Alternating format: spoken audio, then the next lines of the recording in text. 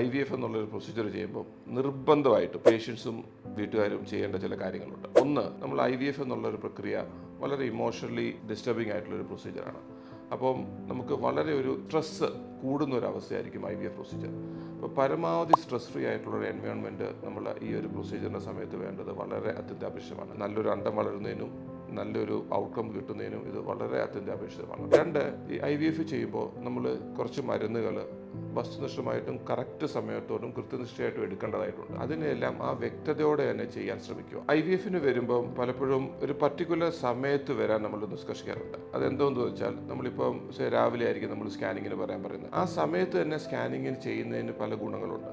കാരണം നമ്മൾ ആ സ്കാനിങ്ങിൽ അണ്ടങ്ങൾ എങ്ങനെ വളരുന്നു എന്നൊക്കെ മനസ്സിലാക്കിയിട്ടാണ് ചില മെഡിസിൻസ് കൂട്ടണോ കുറയ്ക്കണോ എന്നൊക്കെ തീരുമാനിക്കുന്നത്. അതുകൊണ്ട് അപ്പോയിൻമെൻറ്റ്സ് തന്നിട്ടുണ്ടെങ്കിൽ അത് പ്രോപ്പർലി കറക്റ്റ് സമയത്ത് തന്നെ വരാൻ നിങ്ങളെല്ലാം ശ്രമിക്കേണ്ടതാണ്. പിന്നെ ചിലർക്ക് എസ്പെഷ്യലി PCOD അങ്ങനെയൊക്കെ ഉള്ള ആൾക്കാർക്ക് നമ്മൾ IVFൻ്റെ മരുന്ന് കൊടുക്കുമ്പം വയറ് പെരുത്ത് വരിക, അങ്ങനത്തെ ചില പ്രശ്നങ്ങൾ ഉണ്ടാവാറുണ്ട്.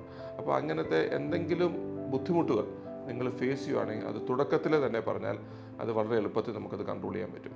അതുകൊണ്ട് IVF എന്നുള്ളൊരു പ്രൊസീജിയർ വളരെ ഇമ്പോർട്ടൻ്റ് ആയിട്ടുള്ളൊരു പ്രക്രിയയാണ്.